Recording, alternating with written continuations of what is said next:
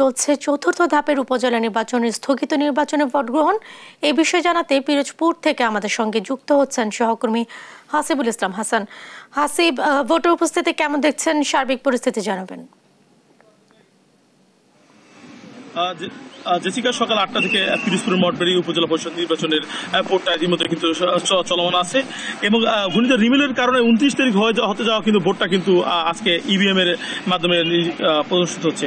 পিরোজপুরের মঠবাড়ি 88টি ভোট কেন্দ্রে কিন্তু এই ভোটটা অনুষ্ঠিত হবে এবং আমি পিরোজপুর সকাল থেকে 8টা থেকে প্রায় 8টি ভোট কেন্দ্রে ঘুরেছি এবং সেখানে কিন্তু বিপুল ভোটারের উপস্থিতি দেখলেও ব্যতিক্রম হচ্ছে যে পিরোজপুরের সাপলেজার এই যে ঝাটিবাড়িয়া প্রাথমিক বিদ্যালয়, কারণ আপনি দেখেন এখানে সম্পূর্ণ ভোটার শূন্য একটি পরিবেশ রয়েছে, কিন্তু অন্যান্য কেন্দ্রগুলো কিন্তু প্রচুর পরিমাণে ভোটারের উপস্থিতি, বিশেষ করে নারী ভোটারের উপস্থিতি ছিল চোখে পড়ার মতো, কিন্তু এখানে কিন্তু হচ্ছে ভোটারের উপস্থিতি খুবই কম।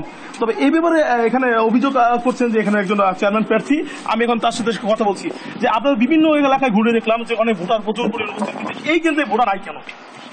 এই কেন্দ্রে ভোটার না থাকার জন্য, ধন্যবাদ আপনাকে, এই কেন্দ্রে ভোটার না থাকার জন্য মূল যে কারণ সেটা হলো যে এখানে কিছু সন্ত্রাসবাদ আছে, যারা এই এলাকার গুটি কয়েক লোক, যে কোনো সাধারণ লোকের কাছে আপনি যদি সিভিল ড্রেসে যাই জিজ্ঞাসা করেন, তারা আপনাকে নাম বলার সাথে সাথেই আপনাদেরকে পরিচয় দিয়ে এবং ঠিক আছে আপনাদেরকে তথ্য দিয়ে দেবে তাদের।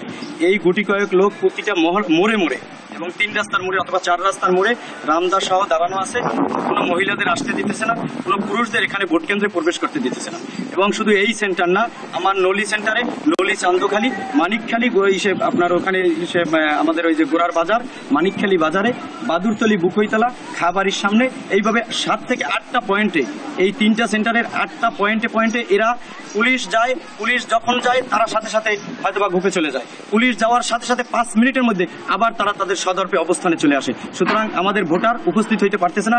এখানে প্রশাসন যদি প্রতিটা সেন্টারে আরো কিছু লোক বাড়িয়ে দেওয়া হতো এবং কন্টিনিউ টহলের উপরে থাকতো, সকল ভোটাররা এখানে উপস্থিত হয়ে আমাদেরকে স্বতঃস্ফূর্তভাবে ভোটদান করতো। আজকে আমি এটা বলে রাখি যে প্রশাসন থেকে রিটার্নিং কর্মকর্তা কিন্তু ইতিমধ্যে জানিয়েছেন যে প্রচুর পরিমাণে আইন শৃঙ্খলা বাহিনী কিন্তু এখানে কাজ করছে।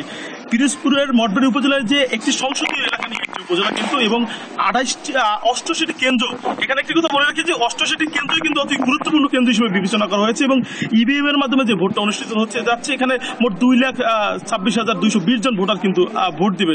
তাই আমরা আশা করছি যে কোনো সহিংসতা ছাড়া এবং শান্তিপূর্ণ পরিবেশেই বিকাল 4টার মধ্যে ভোট গ্রহণটা শুরু হবে। মূলত এই ছিল আমার কাছ থেকে নির্বাচনের সর্বশেষ মঠবাড়ি উপজেলা থেকে।